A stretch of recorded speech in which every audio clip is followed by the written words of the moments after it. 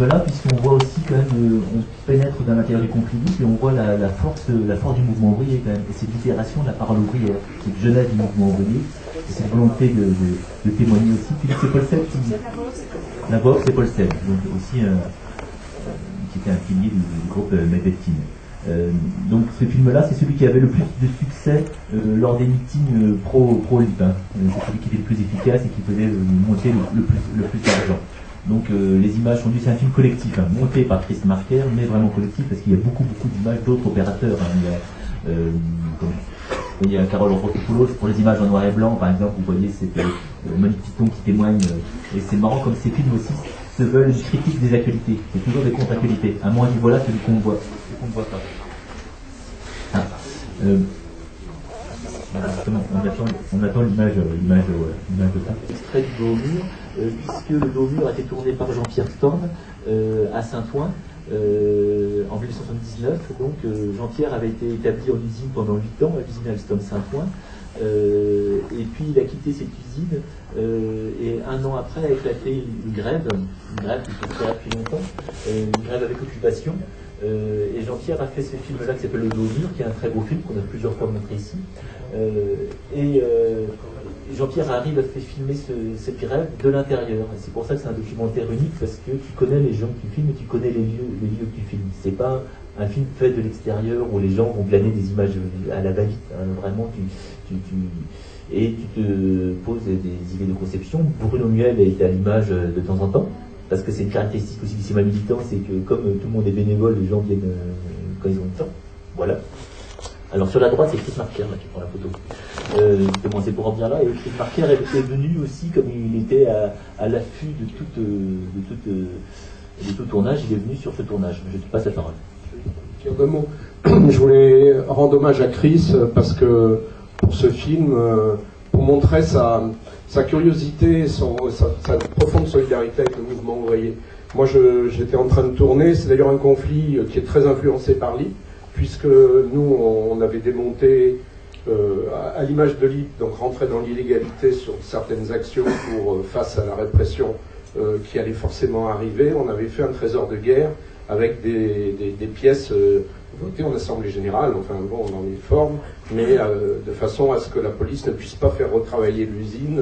Voilà, c'était une des caractéristiques, mais une autre caractéristique aussi de ce mouvement, c'est que, en fait, les ouvriers pour la solidarité se sont mis à fabriquer. C'était extrêmement intéressant pour moi, parce que c'était des copains qui, a priori, étaient très éloignés des idées de l'IP à l'époque où l'IP s'était passé. Bien sûr, on les avait fait venir, bien sûr, on était allés en manifestation à l'IP, mais en plus, voilà, ils fabriquaient des objets, des cendriers, tout ça pour la solidarité, et se réclament de l'IP. Alors c'est vachement intéressant de voir comment...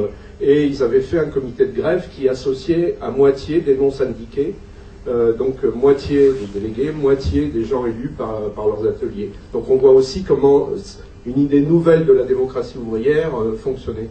Et donc moi, à l'époque, je n'avais pas vraiment de moyens de production. Tous les soirs, je partais avec ma mob, chercher de la péloche de tous les groupes qui pouvaient m'en donner, et je débarque donc un jour chez Iskra, et par bonheur pour moi, Chris était là. Je ne l'avais jamais rencontré avant, bien sûr, je le connaissais et tout, mais jamais rencontré. J'explique j'explique ce qui va se passer. Demain, on organise, les travailleurs ont inventé une mise en scène avec une table qui va suivre toute la journée le patron dans la rue jusqu'à temps, parce qu'on était à 3 semaines de grève. Il n'avait jamais reçu le comité de grève, et en plus ils avaient fait voter l'évacuation voilà, donc c'était quand même incroyable, et ils ont fait cette mise en scène géniale. Et Chris c'était très touchant d'ailleurs, il m'a dit: tu m'autorises à venir faire des photos? Bah oui, bien sûr, évidemment, c'est formidable. Et donc il est venu, il a photographié toute cette journée. Et les photos, le patron a une attitude que vous allez voir dans cette séquence, qui était incroyable dans son cynisme, cette façon de recevoir les copains en grève. Et du coup, on en a fait une affiche le lendemain, il nous a donné les photos le lendemain, on l'a affiché dans toute l'usine, et c'était devenu un peu un emblème de l'usine, où on mettait les revendications avec la photo de ce patron, qui était vraiment d'un mépris incroyable. Et donc Chris, à sa manière, puisque nous, comme on tournait en fait, on a eu beaucoup plus tard les rushs du film, le film s'est terminé bien après, et grâce à Chris, tout de suite, le mouvement a été soutenu.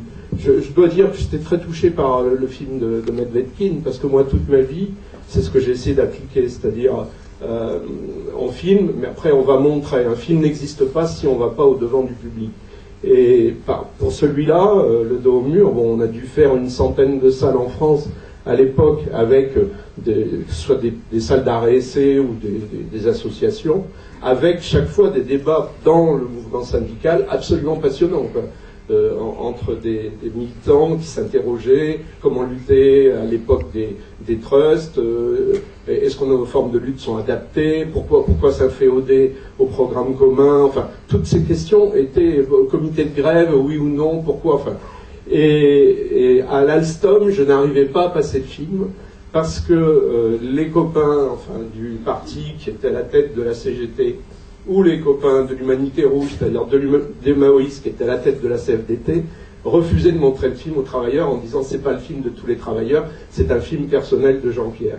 Et moi je revendiquais beaucoup, et Chris m'a beaucoup soutenu là-dessus, oui, c'est un film personnel, et alors il faut commencer à oser parler du monde du travail en son nom personnel et pas au nom d'aucune structure. C'est la seule manière pour qu'il y ait de la culture populaire. Voilà, et donc ça a dû batailler 3 mois, les copains du comité de grève en fait ont fait signer une pétition pour demander à la mairie, qui était la mairie communiste de Saint-Ouen, de nous laisser une salle. Et au bout de 3 mois, on a eu cette salle et on a pu faire les projections. Il y avait vraiment 600 ou 700 travailleurs. C'est une salle où on a filmé. Et c'était extraordinaire parce que les gens dans la salle réglaient leur compte. Ouais, tu veux pas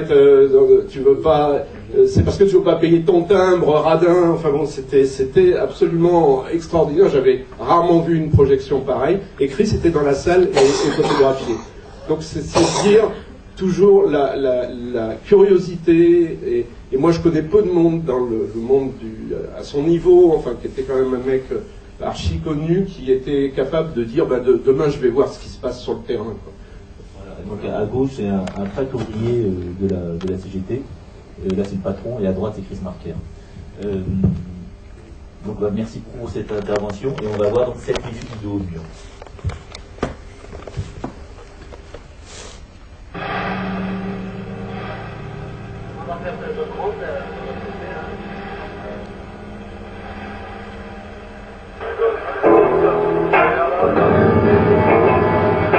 Jeudi 25 octobre, 15e jour de grève. Toujours aucune négociation. Alors tous, là, nous vous invitons à accompagner la table jusqu'en Gisons, à la fin de patronale de Saint-Ouen.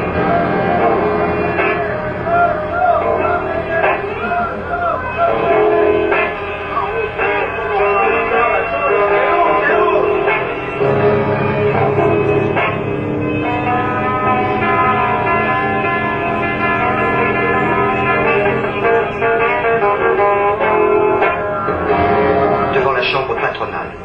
Les travailleurs attendent la direction autour de la table pour qu'elle vienne discuter, pour qu'elle vienne négocier la satisfaction de leurs justes revendications.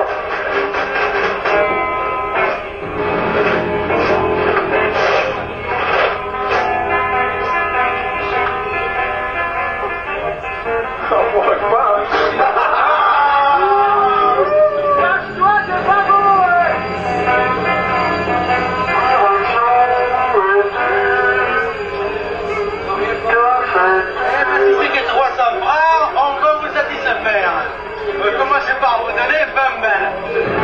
Bien sûr, on négocie. Allez, sortez parce qu'il va vous ouvrir.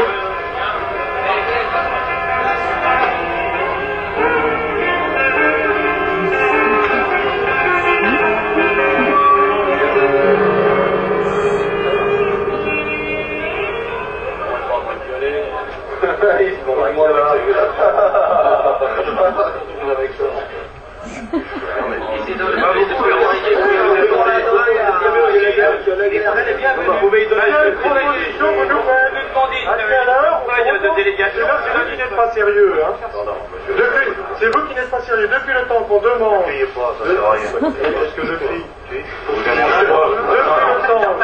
On s'explique. Depuis le temps, monsieur, que l'on demande à vous rencontrer. Je préfère. Oui, depuis le début du conflit, ce ne fut que refus. Alors aujourd'hui, nous venons. Vous n'avez jamais demandé. Mais alors, n'insistez pas, je me mets en colère. Je ne suis pas de colère, ça s'en vient demander. Alors soyez honnête. Écoutez, alors là, ne soyez pas malhonnête. Depuis le début, on vous demande. Si vous refusez, c'est tout. Nous, on dit aux travailleurs que vous refusez. Ils le savent déjà. On vous dit évacuer l'usine. Mais il n'en est pas question. C'est pas seulement des travailleurs. Premièrement, vous n'avez jamais demandé à être reçu. Monsieur Dessup, nous avons porté le cahier de revendication. Monsieur, on n'a jamais demandé à être reçu. Vous n'avez jamais reçu notre cahier de revendication. On l'a donné en main propre à... Les adjoints font mal leur travail. Et tous les mois, vous nous recevez pour nous dire non. Alors, et depuis le début du conflit, on vous demande d'être reçu, et c'est le même chantage que faisait M. Le Guin, alors que l'huissier lui-même a dit, il a consigné dans ses actes, comme quoi le cahier de revendication a été déposé. Et vous savez qu'on n'est pas là pour rire. Hein, parce que la question est sérieuse. Et c'est vous qui refusez. Je suis mitraillé par tous les postes. Ah, nous on risque d'être mitraillés. On va au moins matraquer. Pardon, monsieur Gérissi. Vous êtes faux. Oui. J'ai passé l'heure. Bon, alors, à quelle heure Il y a une question sérieuse. Vous aurez évacué l'usine. Mais pour nous, il n'est pas question, vous savez bien. Les représentants de la direction savoisienne ne semblent pas représenter vraiment. On les voit pas. Pourquoi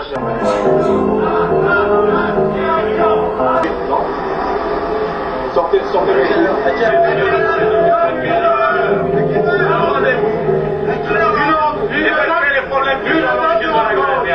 Une date de rencontre. Une heure de rencontre. Une heure de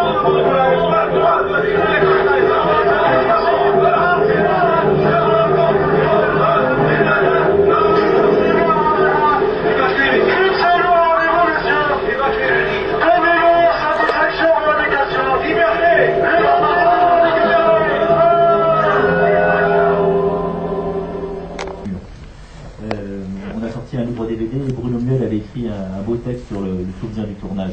Et à mon avis, c'était un bel hommage à Chris Marker. Pas seulement parce qu'il a une image subliminale juste sur le plan, mais c'est son rapport, son intérêt pour l'histoire du mouvement ouvrier. Et effectivement, vous avez compris la logique de cette séance. J'étais surpris au départ, à l'annonce de son décès, qu'on omette, qu'on minore son rapport au mouvement ouvrier, à l'éducation populaire d'une part, et au mouvement ouvrier. Donc je pense qu'on a fait à peu près rendu ce que je souhaitais, c'était un hommage. Mais j'aimerais que vous parliez, on pourra aussi continuer après, mais si vous voulez échanger un petit peu dans cette salle, on a quelques minutes. Et on pourra continuer aussi en dehors de la salle. Oui, attends, juste avant. Je voulais juste savoir si entre le groupe Medvekin et le groupe Dziga Vertov, la façon de travailler le cinéma militant était exactement la même, ou s'il y avait quelques différences, et si parfois ils travaillaient ensemble, et quels étaient les échanges entre le groupe Medvekin et le groupe Dziga Vertov au niveau du travail militant. Je vais laisser Bruno Miel répondre. Non, il n'y avait aucun rapport. Il y avait quand même un sectarisme assez fort entre les différents groupes. Hein. Non. Il y avait de l'intérêt. Quand on se connaissait personnellement, c'est comme ça que j'ai travaillé avec Jean-Pierre, parce qu'on se connaissait personnellement d'avant. Mais sinon, les coupures étaient fortes. Quand même, Chris Marker a fourni des techniciens qu'il connaissait à Godard pour tourner des films du groupe Dziga Vertov, notamment Pierre Clément et Paul Brouon. Donc il y a eu des, enfin voilà, il y avait, en tout cas Godard et Marker se connaissaient. Il y a eu des échanges comme ça, mais c'était pas du tout les mêmes buts de travail et les mêmes modes de fonctionnement. Alors Marker pouvait se retrouver au carrefour de différents réseaux, mais ces réseaux pouvaient être coupés les uns des autres. Lui était au carrefour. Est-ce qu'il y a d'autres questions, d'autres remarques? Lionel, plutôt que encore sur la moquette. Je fume. Moi, je voulais compléter ensuite parce que en sortant de l'usine, pendant une année, j'ai été conseiller audiovisuel de la CFDT pour essayer de transposer un peu en national un peu les combats qu'on menait. Et j'ai été à l'origine avec toute une bande de copains de rencontres qui s'appelaient Audiovisuel et Mouvement Ouvrier, qui ont eu lieu à Nantes 84 et à Saint-Nazaire en 86. On a fait le premier magazine de comité d'entreprise diffusé ensuite sur France 3 Pays de Loire, enfin bref. Et à cette occasion-là, moi j'étais chargé de faire tous les mois, enfin tous les 3 mois je crois, ouais c'est ça, il y en avait 4 par an, les expressions directes. On avait convaincu Edmond Maire que plutôt que de mettre de l'argent à faire de l'homme-tronc, de l'interview, où il y avait 25 techniciens, les salaires ça coûtait très cher, de mettre l'argent plutôt à une petite structure, les films de la lanterne, de la ramasser sur l'ensemble de l'année. On avait je crois 65 000 francs chaque fois, et du coup d'envoyer des équipes de reportage, des équipes donc qui allaient, qui faisaient des vrais petits documentaires de 10 minutes. Moi j'en ai fait un avec Augusto Boal, le théâtre de l'opprimé. On a eu 4,5 millions d'audience parce que c'était les gens montaient sur scène et transformaient une pièce de théâtre, enfin selon la technique d'Augusto Boal. Et la Confédération voulait fêter le centenaire du syndicalisme et l'autorisation du syndicalisme en 1984. Et j'ai eu, je leur ai proposé, j'en ai parlé à Chris, de le donner à Chris Marker parce qu'il voulait personne qui soit d'une certaine envergure, connue, tout ça. Et Chris a dit ok, je suis prêt à jouer le jeu. Et il a fait un film totalement étonnant qui s'appelle 2084. Je vous invite vraiment à le voir. Je crois qu'on va le passer à la Courneuve la semaine prochaine, c'est ça ? Voilà. Et en fait, c'est ça qui est formidable, c'est qu'il a mis ces techniques numériques il cherchait vraiment des nouvelles images, des synthétiseurs d'images et tout. Et il a 3 hypothèses, l'hypothèse bleue, l'hypothèse grise et l'hypothèse noire, et qui se reflètent dans les gens qui en fait interrogent le siècle plus tard ce que sera le mouvement syndical. Et c'est peut-être que tu avais te faire écarter de la CFDT que ton nom n'est pas au générique. Oui, c'est parce que la CFDT m'a viré parce qu'ils m'ont reproché de réintroduire la CGT dans le débat, et vu les sectaristes qu'il y avait à l'époque. Quand on parlait du sectarisme du mouvement ouvrier, il en a quand même pas mal peiné de ses erreurs. Et donc ce film-là, on va le passer à la Courneuve, donc c'est un appel. On passera un petit film. Ah oui. Ah bah très bien. Ah super. Très bien. Super. Bravo. Voilà, donc il y a la séance. Et aussi, on passera un petit film cubain, ce sera une surprise. Le portrait, le film que Marker a fait sur Maspero. Et là, c'est comme un jeu de miroir. Parce que vraiment, c'est comme un double en fait. Les rapports entre Maspero et Marker étaient très proches, très intenses. Ils ont un même itinéraire de presse, ils étaient proches quotidiennement pendant très longtemps. Et puis il y aura un petit film sur Youssef Tatem que Bruno Muel avait monté. Je suis invité jusqu'à la fin. Non, c'est bon, c'est bon, ça laisse Ah oui, d'accord, ok. Il est pas attentif. Non, très vite, je vais dire. Non, j'ai fait quelques mots. Je voudrais remercier. Oui, je vais pas. Je voudrais remercier le cinéma, enfin, que les Saint-Denis, c'est oui, non, mais c'est pas. Oui, attends, laisse-moi dire. Parce que cet hommage, effectivement, comme il l'a dit, de nature, un peu marqueur. Et puis aussi, moi je fréquente un peu ces journées cinématographiques. Il y avait un thème une fois, je ne l'ai pas vu, malheureusement, voir l'invisible. Je veux dire, c'est en plein de ce que faisait Marker. C'était vraiment un homme invisible d'ailleurs, et c'était vraiment voir l'invisible par rapport à les conditions des petites journées et tout ça. Voilà, j'ai été court. Donc, Youssef Tatem, Bruno Muel, Jean-Pierre Thorne et Catherine Roudet, vous n'avez pas démérité de la classe ouvrière. On vous remercie. Et Jean Pierre également, évidemment. Merci beaucoup, on est très en retard, on est désolé, mais comme je dis maintenant, on n'a pas voulu vous couper. Parce que pour l'avoir, c'est très simple, il faut cotiser à la MSA. J'ai pas envie. C'était pareil, c'était équivalent. On n'a pas envie de passer par ce système. On n'a pas les moyens, on n'a pas le fric pour faire des films, on n'a pas les autorisations, on n'a rien, on n'a pas les moyens de diffusion, on s'en fout. L'important, c'est de les faire. Et on se démerdait pour récupérer de la pellicule périmée ou n'importe quoi, trouver une caméra 16 empruntée, des copains qui savaient comment s'en servir, utiliser ton film, puis après, c'est là que les moyens de diffusion, on avait fait une projection à Toulouse, je ne sais plus trop où, début mai 68, 4 mai, et ça n'avait pas encore pété le 4 mai, tu vois, c'était chaud. Mais vous étiez dans l'illégalité en plus, parce que le 16... Non, on se connaît pas. D'accord. Ah bah j'ai plus de... Pour voir tout cela ce soir pour accueillir Alejandro Jodorowsky qui me rejoindra après la séance. Tout à l'heure, Fernando Arrabal était là pour présenter le premier film de Jodorowsky qui était adapté d'une pièce d'Arrabal, Fando Ellis. Là, c'est son second film. El Topo, donc, qu'il a réalisé en 1969. Et voilà, enfin Jodorowsky, je crois que tout le monde le connaît. Voilà, on accueille un magicien à Saint-Denis, c'est pas tous les jours, un praticien du tarot magique qui faisait aussi des séances de cabaret mystique dans les années 80, qui a écrit aussi beaucoup de scénarios de BD, l'Incal avec Mobius pour ceux qui connaissent. Nous on l'accueille à Saint-Denis pour Utopia pour montrer voilà l'essentiel de ces films, des films cultes comme El Topo justement. Et je vais laisser la parole à Jean-Pierre Bouxou, qui était déjà venu à Saint-Denis pour l'édition Sexis Politics, qui est aussi cinéaste. Il a fait aussi quelques films cultes, Satan bouche en coin, Sortez vos culs de vos commodes. De ma commode, ou Amour collectif. Voilà, là il est aussi journaliste, il a écrit dans beaucoup de revues de cinéma fantastique, et aussi Harakiri, Métal Hurlant. Il continue à écrire dans Ciné Mensuel, et je lui laisse de suite la parole pour présenter El Topo. Jean-Pierre, merci. Oui, bonsoir. Comme il vous tarde de voir le film quand on est en retard, je vais vous parler très brièvement.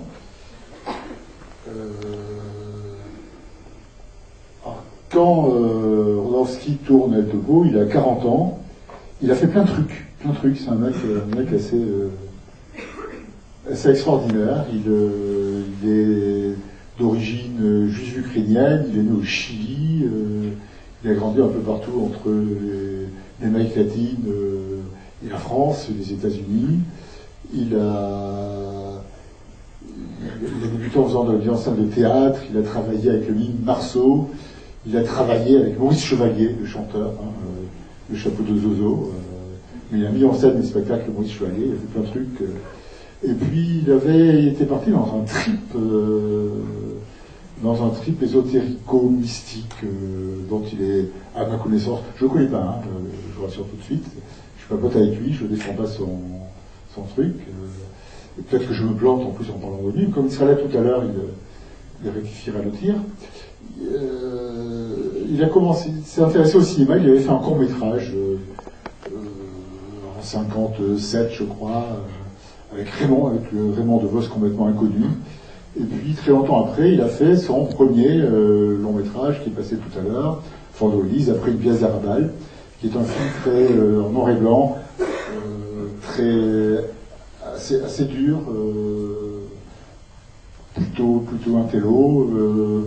Plastiquement, ça a un pied dans Fellini, un pied dans Buñuel, et un troisième pied dans l'underground français de l'époque, les premiers films de Garel, des choses comme ça. C'est beaucoup de longs plans fixes, puis aussi un montage extrêmement haché et tout.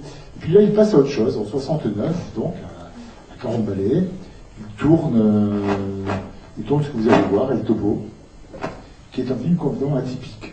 Alors, le scénar, je serais infoutu de vous raconter l'histoire du film, et je serais infoutu de vous raconter l'histoire de tous les films de Jodorowsky, mais en gros, c'est à peu près toujours la même histoire, je n'en ai pas une, c'est la recherche d'un secret, la recherche de l'absolu. C'est la recherche de la recette du bonheur, la recherche de la plénitude. C'est très influencé par les philosophies orientales, par la sorcellerie indienne d'Amérique. Jodorowsky, par ailleurs, était un passionné de tarot. Il est devenu une sorte presque de gourou. Il enseigne le tarot à plein de gens. Un mec assez invraisemblable. Et vous allez voir à quoi il ressemble, enfin à quoi il ressemblait. C'est lui qui a le rôle principal de son film. C'est lui qui fait El Topo. El Topo, c'est les tops, c'est l'anneau souterrain. Ce qui peut être lu aussi comme une référence au type de cinéma qu'il pratiquait. Cinéma El Topo souterrain. C'était un cinéma qui ne marchait pas du tout dans le système, qui ne marchait pas, qui avait un mode de production très marginal, mais officiel aussi. c'est des films qui avaient des diffusions extrêmement aléatoires. Alors la production, c'était financé par un mec lui-même assez extraordinaire qui s'appelait Juan Lopez Moctezuma, qui est devenu réalisateur, qui a fait des films de vampires, qui a fait Mary, Bloody Mary, qui a fait Alucarda, qui a fait la Mansion de la Locura, la maison de la folie, enfin le manoir de la folie, pardon, qui a fait plein de trucs assez incroyables. Le directeur de la photo, c'est un des grands mecs du cinéma mexicain, Rafael Corquidi, pareil, qui avait un pied dans le cinéma d'extrême avant-garde et un pied dans le cinéma très commercial, les films de série, les films de cul, les films de catcheurs, choses comme ça. Et Jodorowsky fait un film qui est directement inspiré, consciemment ou pas, je pense que c'est conscient, parce que c'est trop évident, du western italien, qui était très mal vu à l'époque. Malgré le succès de Sergio Leone, le cinéma italien, c'était le western italien, c'était vraiment le fond du tonneau. Tout le monde, tous les critiques, tous les historiens et tous les cinéphiles un peu sérieux méprisaient ça profondément. Vous allez voir, c'est très inspiré par le western italien, avec le même hiératisme, les mêmes longueurs, on retrouve les mêmes thèmes, les duels, etc. Mais avec toujours cette quête sinon mystique, du moins ésotérique, qui est toujours là. Avec les obsessions de Jodorowsky, qui étaient déjà là en amorce dans Fando Ellis, quelques années avant, et qu'on va retrouver dans La Montagne Sacrée, dans tous les films qu'il va faire après, avec les estropiés, les nains. Il aime beaucoup les estropiés, les nains. Il est de toute évidence, peut-être qu'il tombera des nues, s'il envoie des nues, s'il entendait dire ça, mais il est de toute évidence fétichiste des pieds. Il y a des histoires de pieds de messieurs fous des pieds des dames, ou de dames folles des pieds des messieurs dans ces films. C'est tout un univers extrêmement curieux. Et c'est surtout, alors, on peut ne pas être forcément très sensible à la dimension ésotérique de ces films. Personnellement, je reconnais que c'est pas ce qui me passionne le plus. Mais il y a un truc qui est très chouette, c'est que ça relève complètement du psychédélisme. Vous savez, le psychédélisme, c'était quand on fumait des joints et qu'on prenait de l'acide pour s'ouvrir la tronche. On en avait marre de vivre replié sur le petit monde, on avait envie de s'ouvrir au monde et que le monde s'ouvre à nous. D'aller voir les autres, d'aller voir chez les autres, d'aller voir dans les autres et de donner aux autres la possibilité de venir voir en nous, chez nous. Et c'est un cinéma qui relève complètement de ça. C'est un petit peu un trip d'acide que vous allez prendre là, avec ce film. Laissez-vous aller, là, soyez cool. Et vous allez voir, c'est bourré. Chaque séquence, il y a des trouvailles visuelles, il y a des trouvailles de mise en scène, des trouvailles de scénario. C'est pas forcément parfaitement foutu, on s'en fout, c'est pas grave. C'est du grand cinéma, c'est surtout du cinéma en grande liberté.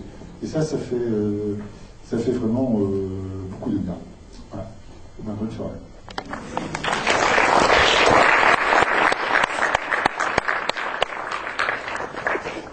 Mais on marche avec son inconscient, que c'est quelque chose qu'on ne sait même pas ce que c'est. Alors moi, je fais les films pas comme une personne qui marche avec ses pieds, mais comme une personne qui marche avec un but.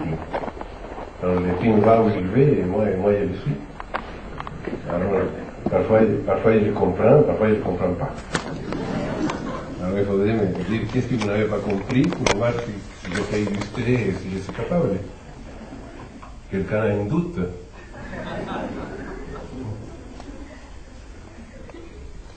Et pourquoi j'ai fait ce film?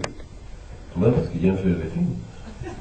Mais le premier film que j'ai fait, Fando Ellis, c'est mon premier film, mais je l'ai fait vraiment purement comme j'ai pensé. Il faut dire que je ne suis pas un cinéaste industriel. Pour moi, les films, je ne fais pas les films pour gagner ma vie, mais je ne fais pas les films comme un commerce. C'est un immense commerce. Tout est pour l'argent, là. Tu vois? Alors, j'ai fait les films en dehors de l'industrie.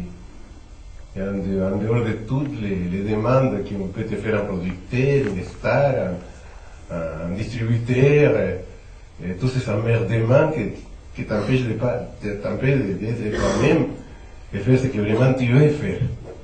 Alors, j'ai toujours voulu faire ce que je veux faire. Être moi-même, bon ou mauvais. Bon. Alors j'ai fait Vangelis, comme je le sentais, avec un grand scandale au Mexique, etc. Maintenant je ne comprends pas pourquoi. Et à cette époque-là, je croyais que le paradis du cinéma, c'était les États-Unis. Je croyais, moi.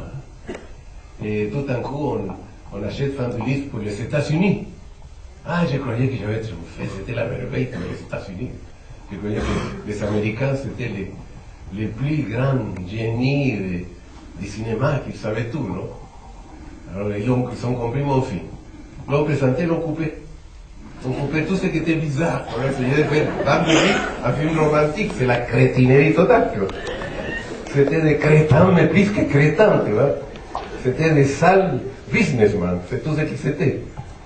Alors j'arrive là à voir Vangelis, il a duré 3 jours. Alors, le New York Times, Jodorowsky est si loin d'arriver à Buñuel que Vangelis d'arriver à Tar. Parce que Vangelis sont des personnes qui essaient d'arriver à un paradis qu'ils ne trouvent pas. Alors, pendant 3 jours, j'étais déprimé, le monde m'a tombé sur mon dos. Alors je voulais qu'il y ait un journaliste avec lequel parler, expliquer que le film était coupé, que ce n'était pas mon film. Il n'y a pas eu un misérable journaliste qui a voulu m'interviewer. Même pas les hippies, personne n'a voulu.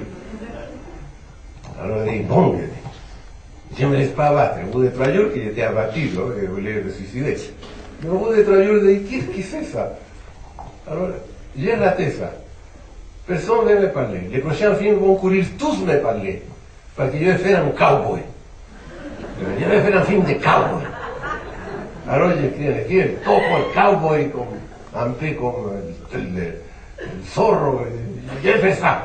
Ils vont tous venir. Alors j'ai monté le film, comme j'ai pu. Mais je ne peux pas. Tu sais, on est ce qu'on est, n'est pas? Je ne pouvais pas faire un western, je fais un eastern. J'ai mis des maîtres, j'ai mis des trucs, j'ai vu tout le truc. Et à la fin de venir ce qu'il avait venu, tu vois. Mais j'ai eu la chance, parce que parfois on a la chance que je ne savais pas, on est allé là, qu'on le distribue, que je ne me suis pas préoccupé. Et tout d'un coup, on m'envoie une invitation d'aller au concert de Bangladesh. C'était un concert qui faisait les Rolling Stones, tous les stars de rock, Madison Square Garden. Et on m'invite à moi, à un billet pour la première fois de ma vie en première classe.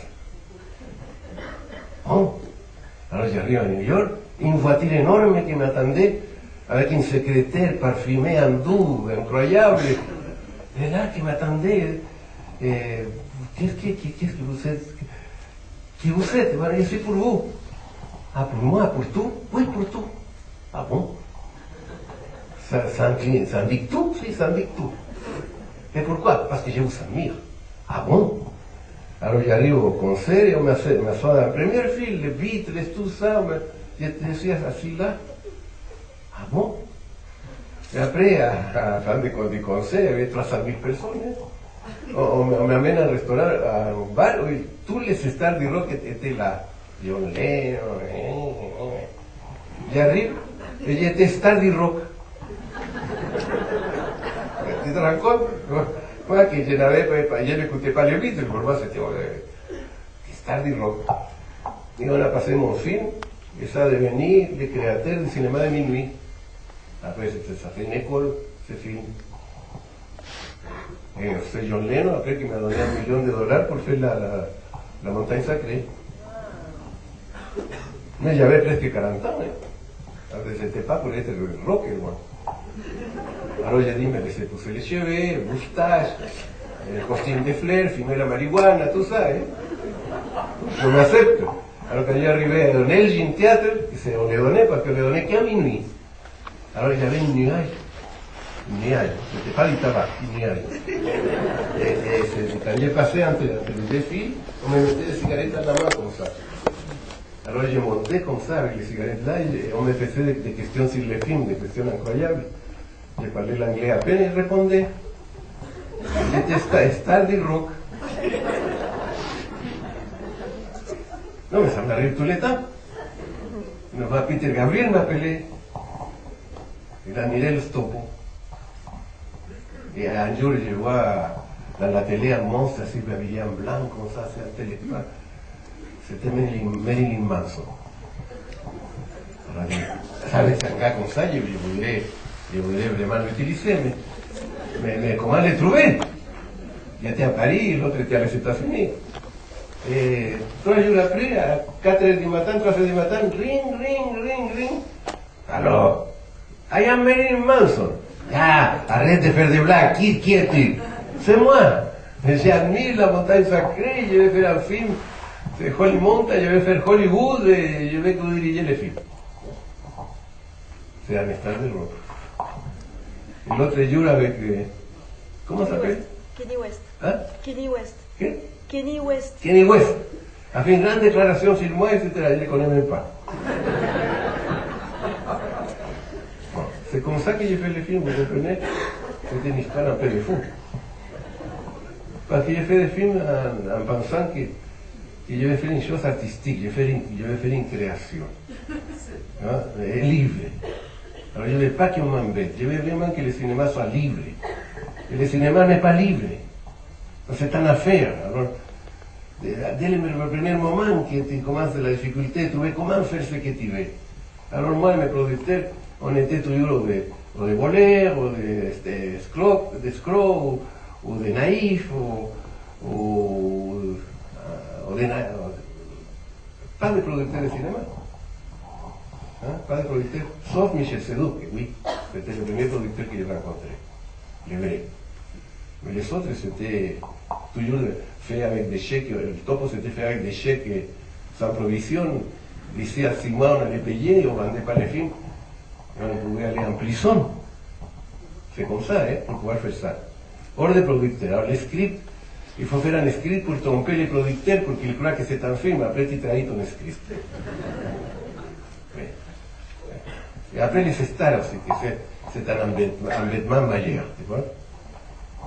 Qui décide que le film c'est à leur service, pas au service du réalisateur. Alors, on a des milliers de difficultés pour l'industrie, cette maudite industrie qui seulement sert à faire de la publicité au tabac et à l'alcool. Hein. C'est bien vrai que le cinéma est subventionné par le tabac. Oui. Et je croyais que c'était ancien. Et quand j'étais à Cannes, je vois un article cette année qui dit nous, les champagnes, nous projetons, parce que Cannes est pour le champagne, non? Nous soutenons les films des années 30 avec Laurel et Hardy. Ça veut dire que le cinéma pour enfants avait de la publicité pour les champagnes. Hein? Quand tu vois Gravity, tu vois, il y a les gars, les George Clooney qui arrivent comme ça, en flottant comme ça, et se tapent en vodka et après ils s'en vont. Non, mais c'est pas possible. Vous ne faites pas de questions, je parle comme ça. J'ai hâte de parler du film, évidemment. Est-ce qu'il y avait un scénario au départ de ce film-là? Si, il y avait un scénario, mais avec de certains changements. Par exemple, les Mexicains sont assez terribles. J'ai utilisé le même technicien qui avait travaillé dans l'équipe sauvage des Mexicains qui étaient préparés. Alors, el Topo, j'avais écrit el Topo monte le cheval et court comme ça, non? Alors, il m'a passé un cheval, c'était le cheval de John Wayne. Mais John Wayne, c'était un cheval, il savait, il ne savait pas monter le cheval. Alors, je monte le cheval et le cheval se met à courir et je tombe. Ah bon, je vais modifier le script. El Topo conduit le cheval de la vida. Voilà, j'ai changé le script. Quand tu ne me verras pas aller dans le cheval, c'est pas possible.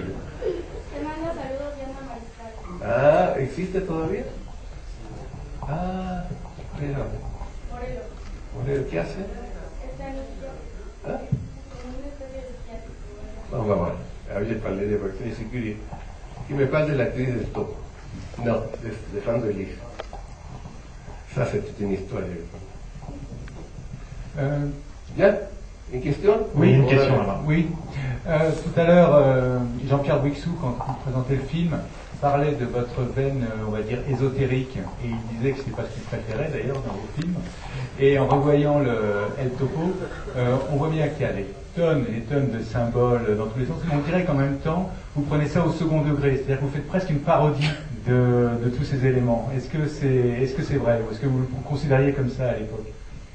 Oui, avant qu'il réponde, si je peux me permettre, oui. Il y a une dimension de tous ces films qui me semblent en général ignorés, occultés, c'est l'humour. Ce sont des films très drôles. Je ne sais pas si vous en pensez, vous. Oui. Je ne sais pas si on pense lui. Mais moi, ça m'amuse beaucoup. Je trouve ça très drôle. Voilà. Pas seulement drôle, mais drôle aussi. Il y a un philosophe qui a dit lire et la sagesse se confondent. Moi, sans humour, on n'est rien du tout. Vous connaissez la chanson? Sans humour, sans amour. Mais sans humour, on n'est rien du tout. Les premiers livres que Breton a mis dans les marchés à exister, c'est l'anthologie de l'humour noir. Además, ça m'a beaucoup marqué. Parmi les précurseurs pour Breton de l'humour noir, c'est Kafka. Et les autres, c'est comme ça, non? Alors, pour moi, naturel, vous voyez, dès que j'ai commencé à parler, vous avez ri. Pour moi, l'humour, c'est une chose naturelle. Mais je ne décide pas consciemment de me moquer de ce que je mets en scène. Vous savez que ça sort de moi comme une façon qu'une abeille fait du miel. Ça sort. Et après, on peut les juger que je me moque, je ne me moque pas. Si les symboles sont comiques, c'est parce que mon esprit est comique. C'est ma création. Mais il n'a pas l'intention de me moquer. Mais il y a que ça peut être comique, mais ce n'est pas mon intention. Mon intention, c'est m'exprimer tel que je suis. Ou tel que je considère que la chose va être. C'est différent. Si? C'est différent. Parce que tous les films ne racontent pas plus ou moins, n'ont pas la même histoire, mais n'ont pas le même cheminement. C'est toujours d'ailleurs l'histoire d'un cheminement, d'un parcours initiatique. Oui. Et j'ai l'impression que plus le temps passe, plus les films deviennent sereins. Et dans le dernier, ça se termine sur un apaisement. Alors que dans les précédents, ça se termine toujours sur une frustration, pas forcément sur un échec, mais oui. Une communication. Est-ce que cette quête n'a pas été vaine? Et là, dans le dernier, ça y est, on a trouvé la clé de la sagesse. À 85 ans, si je n'avais pas trouvé la clé de la sagesse, je serais un vieux con. Alors, voilà, moi, tu sais, pour moi, la vie, c'est une longue préparation à mourir. Alors, chaque fois, ça s'approche, et chaque fois, il faut comprendre qu'on ne peut pas continuer dans la révolution et trouver pourquoi on vit et trouver la joie de vivre. N'est-ce pas? Alors, peu à peu, mes films, c'est pas que je m'apaise, c'est que mes personnages font une imitation. Tous mes films, c'est l'imitation d'un personnage qui se cherche, non? Qui commence même dans les bandes dessinées, Blancal, c'est un détective de deuxième catégorie qui, à la fin, finit avec se bagarrer avec les dieux. Le cerveau s'ouvre. L'univers est en train de s'ouvrir, pourquoi pas nous, non? Notre cerveau est en ébullition et en changement et en mutation tout le temps. Alors moi, j'ai muté, bien, oui, c'est sûr, c'est le temps. Les taureaux se brûlent. N'est-ce pas? Je ne verrai pas ça maintenant. Mes personnages ne se brûlera pas maintenant. Au contraire, il ferait une danse en l'air. C'est différent. Aïe, aïe, aïe, aïe, aïe. Mais n'empêche que ce film n'est plus aux gens du rock et de la pop de certaines époques, parce que ce sont des films comme psychédéliques, dont le but est d'ouvrir le cerveau, d'ouvrir l'esprit, oui. Et de s'ouvrir aussi aux autres. Oui. Moi, dans ma vie, j'ai fait seulement des expériences de LSD, avec un maître, pour ouvrir mon cerveau. Et des expériences avec champignons hallucinogéniques, pour ouvrir mon mental. Une fois que j'ai ouvert mon mental, ça m'a suffi.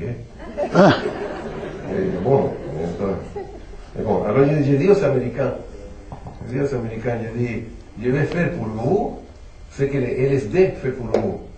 mais je ne vais pas vous donner un drop, mon film va être le même effet. Il faut ouvrir le mental. Que les films puissent ouvrir le mental, c'est formidable. Bon. Maintenant, j'essaie, dans la réalité, d'ouvrir le cœur.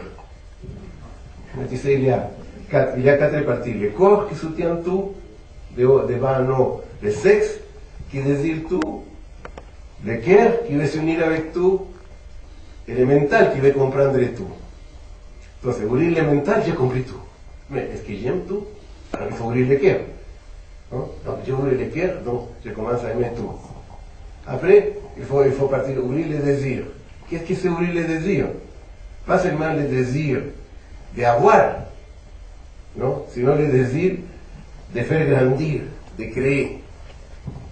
Bon, alors on va après. J'espère que le prochain, je vais toucher ça. Je vais essayer de se trouver pas seulement l'émotionnel ouvert, sinon la créativité ouverte. On s'ouvre, non?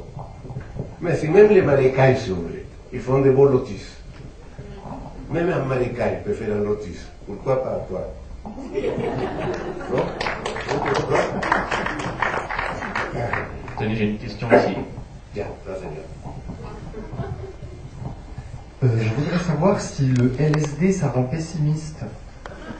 Parce que dans votre film, j'ai l'impression une personne est soit innocente, soit coupable.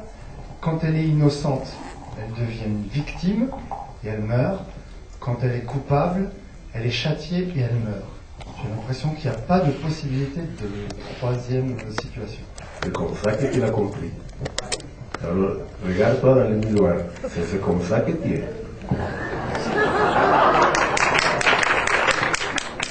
J'ai voulu toujours faire un film qui soit comme un miroir. Chacun voit ce qu'il est. Comme le tarot. Je travaille dans le tarot. Chaque carte, chaque personne la voit différente.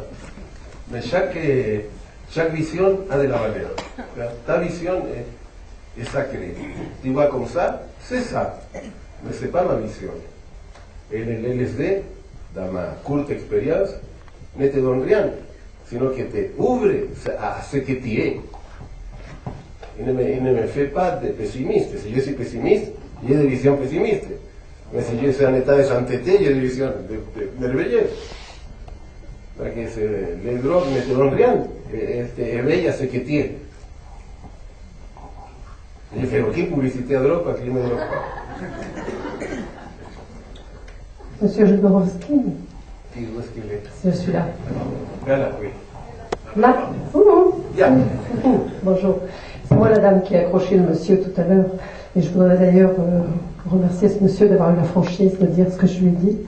Et puis je voudrais vous remercier d'être là parce que vous êtes un... Mets le micro 1,5 centimètre plus loin de ta bouche. D'accord. Ça va mieux comme ça? Là.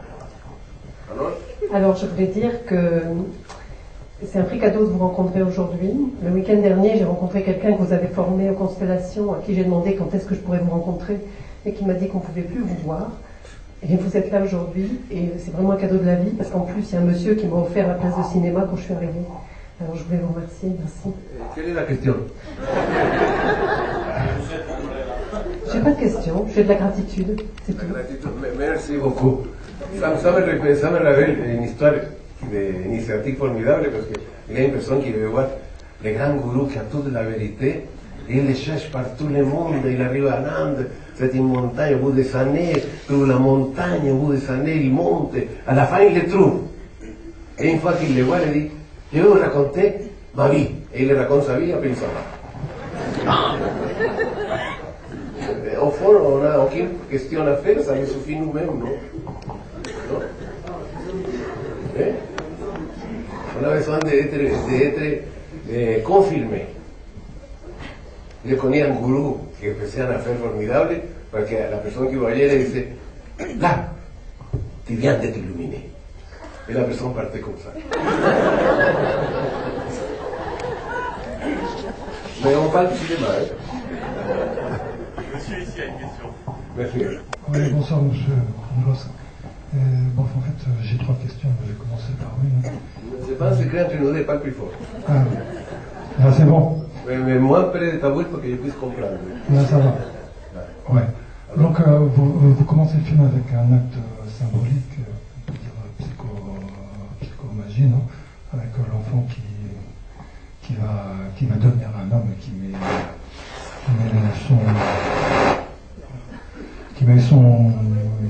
le doudou et la photo de la maman dans le sol. On prend rien, la photo de la maman. Hein? Le petit garçon, il enterre. Ah, la photo de son maman l'enterre, oui. Bon, donc, attendez, je commence. Et donc, bon, je sais que vous avez eu la chance de rencontrer Donna Maria au Mexique. Bon, moi aussi, j'ai aussi la chance de rencontrer Brujos. Rencontré qui? Donna Maria, la grande bruja, non? Pachita. D'accord, je l'ai rencontré. Ok, alors, pour essayer d'être concis, parce que j'imagine que vous pouvez dire plein de choses, mais qu'est-ce que vous avez appris vraiment de cette personne-là? Oui. Oui, la première chose que j'ai appris, c'est ce que j'appelle la tricherie sacrée. J'ai appris que le cerveau peut douter, mais le corps ne doute pas. Quand tu trouves un intellectuel, quelqu'un que tu le touches dans son corps, il est en défense. Parce que le corps a une façon de capter le monde que l'intellect n'a pas. Alors, les guérisseurs, comme on ne croit pas aux miracles, ils font des miracles faux, comme des prestidigitations. Ils sont très experts dans ça, de faire croire quelque chose. Alors tu crois. Dans le moment que tu es à la foi, de vrais miracles commencent à arriver. Alors j'ai appris qu'il faut être très patient et parfois tricher un peu pour que la personne ait une espèce de miracle. Et après, le miracle se produit. Je l'ai appliqué au tarot. J'ai fait des articles de la tricherie sacrée.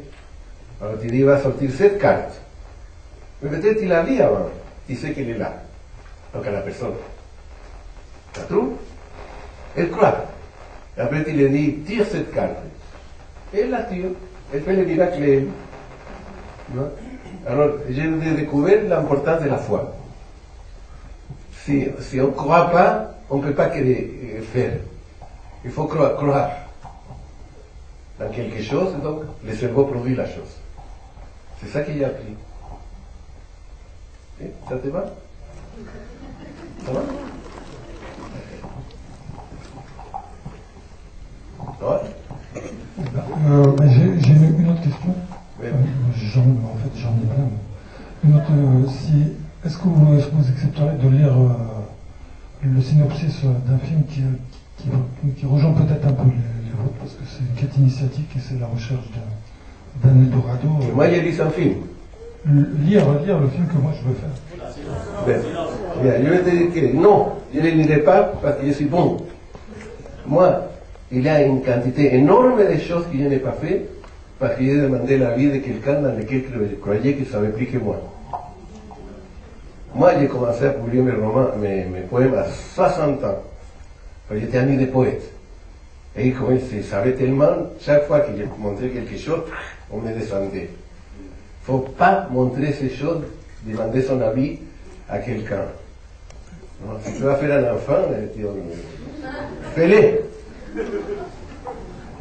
Fais-le. Si. Alors je ne dis pas, parce que c'est mauvais pour la personne.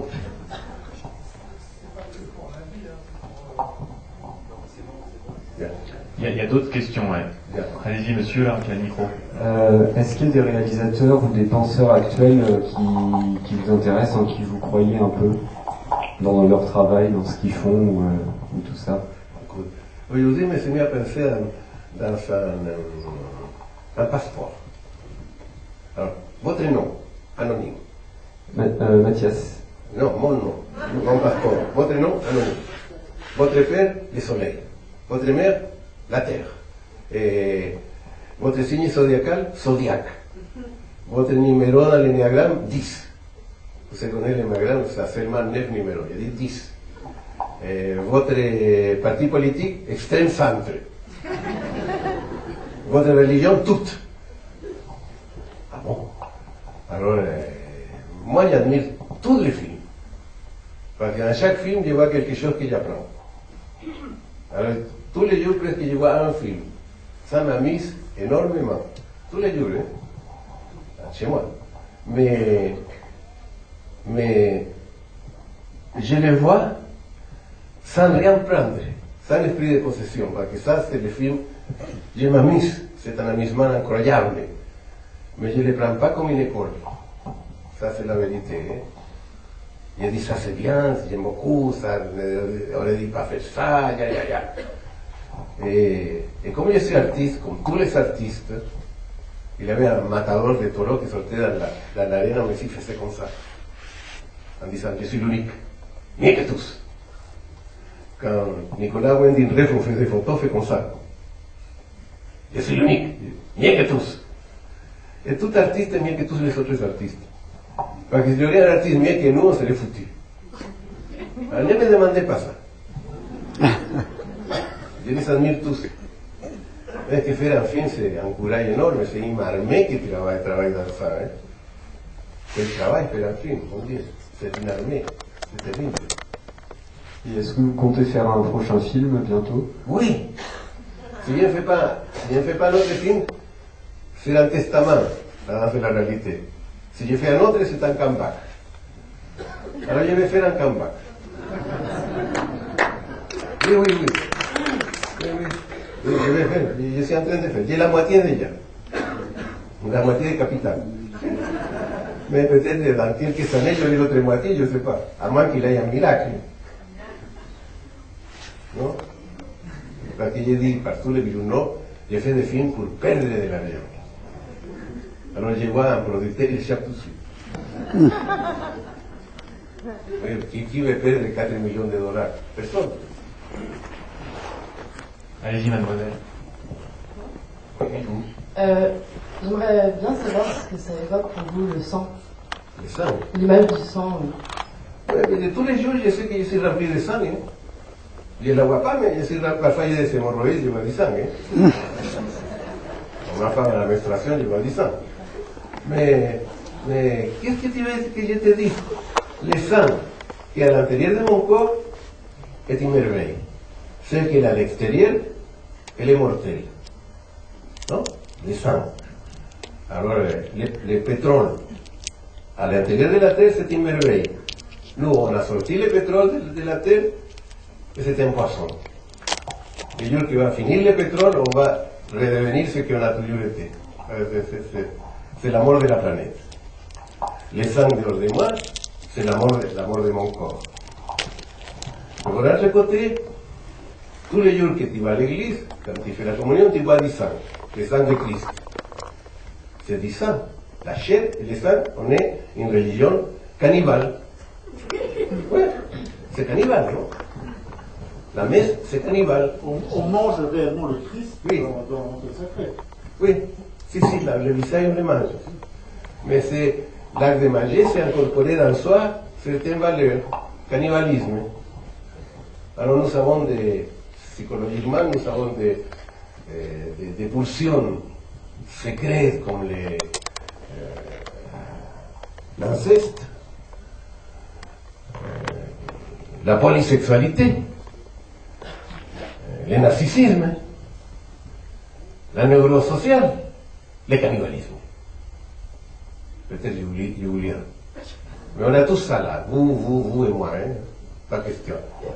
Alors, pour moi, le sang, c'est sacré. Voilà. C'est sacré. Et dans toute la symbologie, le sang, c'est quelque chose de sacré.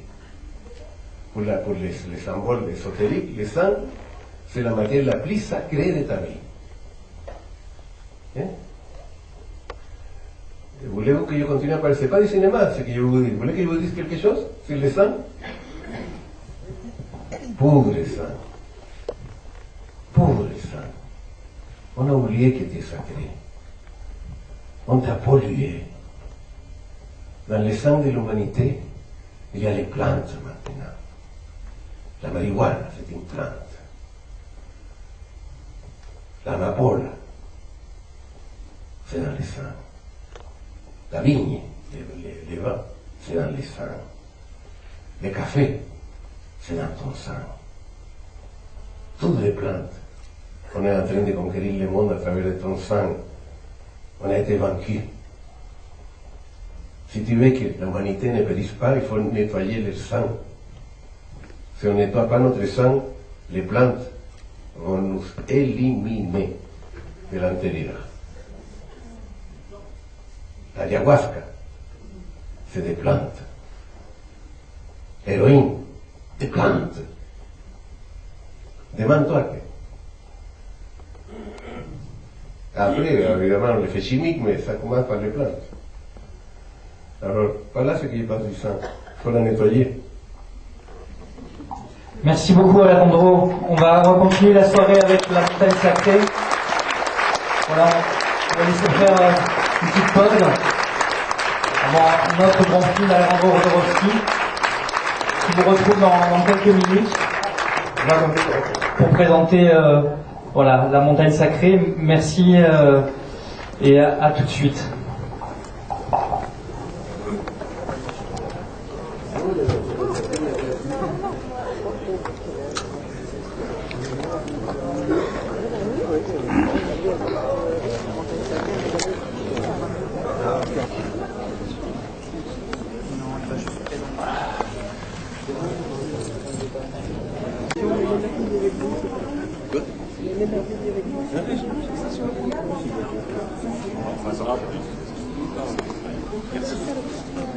Les rushs du film, le film s'est terminé bien après et grâce à Chris, tout de suite, le mouvement était soutenu.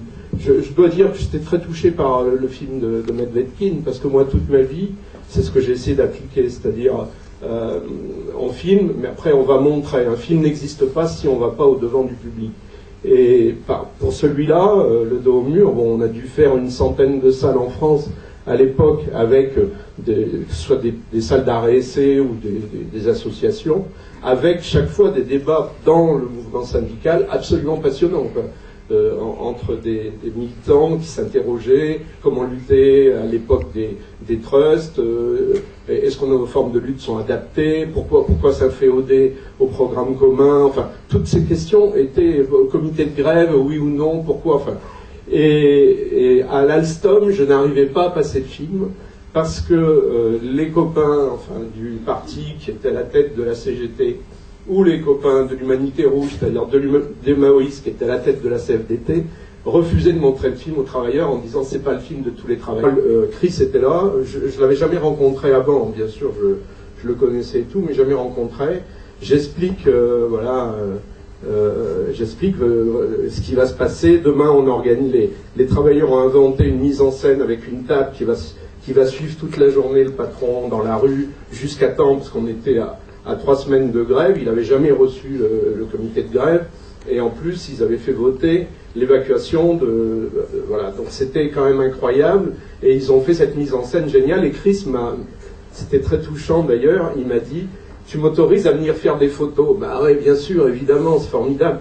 Et donc il est venu, il a photographié toute cette journée. Et les photos, le patron a une attitude que vous allez voir dans cette séquence, qui était incroyable dans son cynisme, cette façon de recevoir les copains en grève. Et du coup, on en a fait une affiche le lendemain, il nous a donné les photos le lendemain, on l'a affiché dans toute l'usine et c'était devenu un peu un emblème de l'usine, où on mettait les revendications avec la photo de ce patron qui était vraiment d'un mépris incroyable. Et donc Chris, à sa manière, puisque nous, comme on tournait en 16, on a eu beaucoup plus tard. Là, puisqu'on voit aussi quand même, on pénètre dans l'intérieur du conflit et on voit la force du mouvement ouvrier quand même, et cette libération de la parole ouvrière, cette jeunesse du mouvement ouvrier, et cette volonté de témoigner aussi. Puis c'est Paul Seb qui... La voix, c'est Paul Seb, donc aussi qui était un pilier du groupe Medvedkin. Donc ce film-là, c'est celui qui avait le plus de succès lors des meetings pro-LIP. C'est celui qui était le plus efficace et qui faisait monter le plus d'argent. Donc les images sont dues, c'est un film collectif, monté par Chris Marker, mais vraiment collectif parce qu'il y a beaucoup d'images d'autres opérateurs. Il y a Carole Rotopoulos pour les images en noir et blanc, par exemple, vous voyez cette Monique Titon qui témoigne, et c'est marrant comme ces films aussi se veulent une critique des actualités, c'est toujours des contre-actualités. À moins du voilà celui qu'on voit pas. Justement, on attend l'image de ça. Extrait du dos au mur, puisque le dos au mur a été tourné par Jean-Pierre Storm à Saint-Ouen en 1979. Donc Jean-Pierre avait été établi en usine pendant 8 ans, à l'usine Alstom Saint-Ouen. Et puis il a quitté cette usine et un an après a éclaté une grève qui se fait depuis longtemps, une grève avec occupation. Et Jean-Pierre a fait ce film-là qui s'appelle Le Dos au mur, qui est un très beau film qu'on a plusieurs fois montré ici. Jean-Pierre arrive à faire filmer cette grève de l'intérieur. C'est pour ça que c'est un documentaire unique, parce que tu connais les gens que tu filmes et tu connais les lieux que tu filmes. C'est pas un film fait de l'extérieur où les gens vont glaner des images à la va-vite. Vraiment, tu te poses des idées de conception. Bruno Muel a été à l'image de temps en temps, parce que c'est une caractéristique aussi du cinéma militant, c'est que comme tout le monde est bénévole, les gens viennent quand ils ont le temps. Voilà. Alors sur la droite, c'est Chris Marker là, qui prend la photo. Justement, c'est pour en venir là. Et Chris Marker est venu aussi, comme il était à l'affût de tout tournage, il est venu sur ce tournage. Je te passe la parole. Je voulais rendre hommage à Chris parce que pour ce film, pour montrer sa curiosité, sa profonde solidarité avec le mouvement ouvrier. Moi, j'étais en train de tourner, c'est d'ailleurs un conflit qui est très influencé par l'IP, puisque nous, on avait démonté, à l'image de l'IP, donc rentrer dans l'illégalité sur certaines actions face à la répression qui allait forcément arriver. On avait fait un trésor de guerre avec des pièces votées en Assemblée Générale, enfin bon, dans les formes, mais de façon à ce que la police ne puisse pas faire retravailler l'usine. Voilà, c'était une des caractéristiques, mais une autre caractéristique aussi de ce mouvement, c'est que, en fait, les ouvriers pour la solidarité se sont mis à fabriquer. C'était extrêmement intéressant pour moi, parce que c'était des copains qui, a priori, étaient très éloignés des idées de l'IP à l'époque où l'IP s'était passé. Bien sûr, on les avait fait venir, bien sûr, on était allés en manifestation à l'IP, mais en plus, voilà, ils fabriquaient des objets, des cendriers, tout ça pour la solidarité, et se réclament de l'IP. Alors, c'est vachement intéressant de voir comment... et ils avaient fait un comité de grève qui associait à moitié des non-syndiqués, donc moitié des délégués, moitié des gens élus par leurs ateliers. Donc on voit aussi comment une idée nouvelle de la démocratie ouvrière fonctionnait. Et donc moi, à l'époque, j'avais pas vraiment de moyens de production. Tous les soirs, je partais avec ma mob chercher de la péloche de tous les groupes qui pouvaient m'en donner. Et je débarque donc un jour chez Iskra, et par bonheur pour moi,